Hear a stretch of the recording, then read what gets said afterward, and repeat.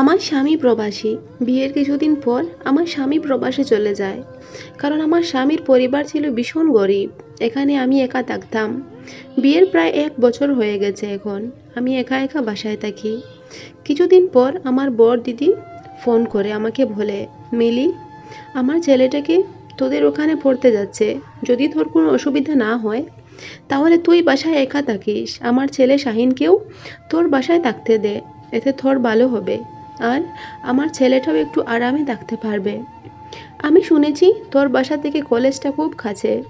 তুই চিন্তা করিস না, ও নিজের টাকা পয়সাতেই খাবে।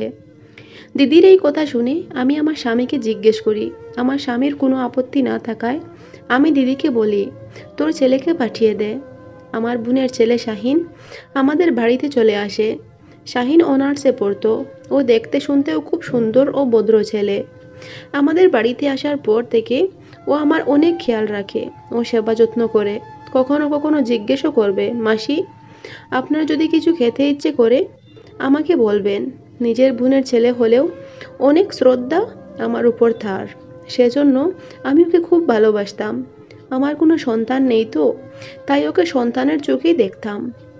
ও আসার পর থেকে আমি অনেক শান্তি পাচ্ছি। তা না হলে সব সময় গড়ে একা একা ভালো লাগতো না আমার। আমার স্বামী প্রবাসে যাওয়ার 3 মাস হয়ে গেছে। হঠাৎ একদিন আমার ভীষণ পেটে ব্যথা করতে শুরু করে।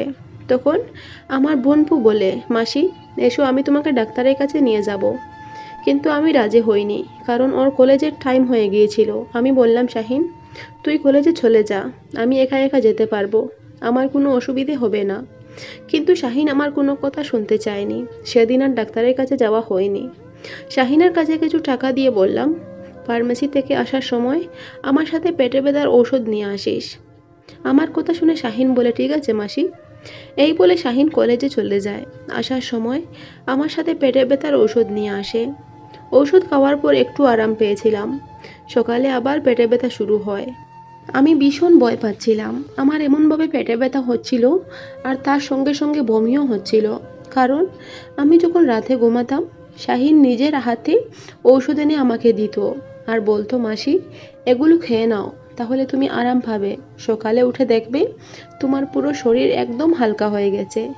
ওর কথা শুনে আমিও ঔষধগুলো মনোযোগ দিয়ে খেতাম। এভাবে দিন চলতে চলতে একদিন আমার ভীষণ পেটে ব্যথা হয়। আর ডাক্তারের কাছে না গিয়ে আর পারছিলাম না। আমার স্বামীও আমাকে বলে, তুমি ডাক্তারের কাছে চলে যাও। তাই আমিও বাধ্য হয়ে ডাক্তারের কাছে যাই। ডাক্তার আমাকে চেক আপ করে বলেন, আপনার অনেক খুশির একটা খবর, আপনি মা হতে চলেছেন। এই কথা শোনার পর আমার মাথায় আকাশ ভেঙে পড়ে। কারণ আজ থেকে 4 মাস আগে আমার স্বামী প্রবাসে গেছেন। আর এই সময় আমি কি করে মা হতে পারি? আমি বলি, ডাক্তারবাবু, আপনার কোথাও ভুল হচ্ছে। কারণ আমি এখন কি করে প্রেগনেন্ট হতে পারি? আমি শুধু পেটে ব্যথার জন্য আপনার কাছে এসেছিলাম। আপনি রিপোর্টটা ভালো করে দেখেন তো, হয়তো বা কোনো ভুল হচ্ছে। আমার কথা শুনে ডাক্তারবাবু বলে, হাসতে হাসতে বলেন, আমার ভুল হবে কেন? তুমি তো 8 মাস থেকে এই জন্য আমার কাছে বারবার আসছো যে তোমার স্বামীর সাথে শারীরিক সম্পর্ক করার পরও সন্তান হচ্ছে না। এবার যখন গর্ভে সন্তান এসেছে, তাহলে ওকে অস্বীকার করছো কেন? ডাক্তারের কথা শুনে আমার মাথায় আকাশ ভেঙে পড়ে। তখন একটা কথা আমার মাথায় আসে। আমি মনে মনে ভাবছিলাম, দুধ কলা দিয়ে হয়তো কালসাপ পুষে রেখেছি ঘরে। যাকে আমি আমার সন্তানের জায়গায় বসিয়েছিলাম, সে আমার সাথে এত বড় বিশ্বাসঘাতকতা করলো। বাড়িতে এসে শাহিন ঘরে ছিল না। ও কলেজ থেকে আসার পর আমি ওকে জিজ্ঞেস করি, শাহিন, তুই আমাকে প্রতিদিন রাতে কি ওষুধ খাওয়াস?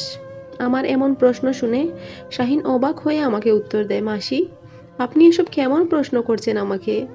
সেদিন আপনিই তো টাকা দিয়েছিলেন পেটে ব্যথার ঔষধ আনতে, আর এখন আমাকেই জিজ্ঞেস করছেন? শাহিনের কথা শুনে আমার আরও বেশি খারাপ লাগে। কারণ আমার সাথে এত বড় একটা কাজ করে কি করে উঁচু গলায় কথা বলছে। আমি ওর গালে একটা থাপ্পড় মেরে বললাম, তোর ওষুধের জন্য তাহলে আমি প্রেগনেন্ট হয়ে গেছি, তাই না? সত্যি করে বল, তুই আমাকে ঘুমের ওষুধ খাইয়ে আমার সাথে খারাপ কাজ করিস, তাই না? প্রশ্নের সঙ্গে সঙ্গে শাহিনুর চোখ দিয়ে জল ঝরতে শুরু করে। ওর চোখের জল দেখে আমার আরও রাগ হচ্ছিল। তখন আমি বললাম, দয়া করে আমার সামনে নেকামো করবি না। যদি আমার স্বামী এইসব জানতে পারেন তাহলে তুই বুঝতে পারছিস তো কী হতে পারে। তখন শাহিন আমাকে বলে, মাসি তুমি বিশ্বাস করো, আমি তোমার ব্যাপারে কখনো এমনটা ভাবতেও পারি না। তাহলে আমি কি করে প্রেগনেন্ট হলাম? আজ থেকে 4 মাস আগে আমার স্বামী প্রবাসে চলে গেছে, আর আমি প্রেগনেন্ট হয়েছি 1 মাস হয়েছে, ডাক্তার আমাকে বলেছে। এবার তুই বল, আমার গর্ভে সন্তান আকাশ থেকে এসেছে নাকি? শাহিন বলে, মাসি দেখো, তোমার কোথাও ভুল হচ্ছে। আমি এমন কাজ কখনো করতে পারি না। আমি সব সময় তোমাকে আমার মায়ের চোখেই দেখি। আমি মনে করি আমার মা বাড়িতে ফেলে এসেছি। তো কি হয়েছে? এখানে তো আরও একজন মাসি পেয়েছি যে আমার মায়েরই মতো। সেজন্য আমি সব সময় তোমাকে অনেক শ্রদ্ধা করতাম, আর তোমার জরুরতের চেয়ে বেশি খেয়াল রাখতাম। যেমনটা আমি আমার মায়ের সাথে বাড়িতে করতাম, ঠিক তেমনই এখানে তোমার সাথেও করি। তুমি যদি চাও তাহলে আমি এক্ষুনি এখান থেকে চলে যেতে পারি, কিন্তু দয়া করে আমার উপর এত বড় মিথ্যা দোষ চাপিয়ে দিও না। আমি সহ্য করতে পারবো না। শাহিনের কথা শুনে আমার মনে কেমন যেন একটা খটকা লাগলো, কারণ এমনভাবে কোনো মানুষ মিথ্যা কথা বলতে পারবে না। তখন আমি অন্য একজন ডাক্তারের কাছে গেলাম। যাওয়ার সময় রিপোর্টটাও নিয়ে গেলাম। সেই ডাক্তার আমাকে চেক আপ করে ওই রিপোর্ট দেখে বলে, আপনার কিছুই হয়নি। এই যে রিপোর্ট দেখতে পাচ্ছেন, এটা সম্পূর্ণ ভুল। কারণ এখন বাজারে এমন কিছু মেশিন এসেছে যা রোগীদের রিপোর্ট সম্পূর্ণ ভুল করে ফেলে। আর আমার মনে হয় আপনি সেই ধরনের মেশিন দিয়েই চেক আপ করেছিলেন। আপনি প্রেগনেন্ট নন, একটু সুগার বেড়েছে, সেজন্য খাওয়া দাওয়া একটু বুঝে শুনে খাবেন। ডাক্তারের এমন কথা শুনে আমার সারা শরীর পাথর হয়ে যায়, কারণ আমি আমার নিষ্পাপ ছেলের মতো বোনপুর উপর এত বড় একটা মিথ্যা দোষ চাপিয়ে দিয়েছিলাম, যার জন্য এই বাচ্চা ছেলেটা এত কষ্ট পেয়েছে। আমি বুঝতে পারছিলাম না বাড়িতে গিয়ে আমি কী করে ওর সামনা করব। আমি ফোন করে শাহিনকে বললাম, শাহিন তুমি হসপিটালে এসো, আমরা দুজন আজ কোথাও বাইরে খাবার খেয়ে ঘরে ফিরবো, কারণ আমি বাসায় কিছু বানাইনি, তুমি কলেজ থেকে এসে খাবে। ঠিক আছে বলে শাহিন ফোনটা কেটে দেয়। কিছুক্ষণ পর ও হসপিটালে আসে। একটা হোটেলে শাহিনকে নিয়ে যাই। খাবার অর্ডার দিয়ে বসে বসে আমি শাহিনকে সব কিছু বুঝিয়ে বলি, শাহিন, মানুষ মাত্র সবার ভুল হয়, এখানে আমার কোনো দোষ নাই। কারণ বাজারে এখন অনেক খারাপ মেশিন এসেছে, এগুলোর কারণে মানুষকে অনেক প্রতারিত হতে হচ্ছে। আমি তো ভেবেছিলাম সত্যি সত্যি হয়তো আমি প্রেগনেন্ট হয়ে গেছি। আমি তোমাকে সন্দেহ আগে কখনো করিনি। আর যদি তুমি ছাড়া বাসায় অন্য কোনো পুরুষ থাকতো তাহলে হয়তো আমি ঠিক এমনটাই ভাবতাম। সেজন্য তুমি ক্ষমা করে দাও। আমি চাই না এই সব কিছু দিদি জানতে পারুক, ওর মনে কষ্ট লাগবে। শাহিন বলে, ঠিক আছে মাসি, আপনাকে আর ক্ষমা চাইতে হবে না। আমি দোষী নই, এটা আপনি বুঝতে পারছেন, আমার কাছে এটাই অনেক। এরপর 1 মাসের মধ্যে আবার আমার স্বামী বাড়িতে ফিরে এলেন।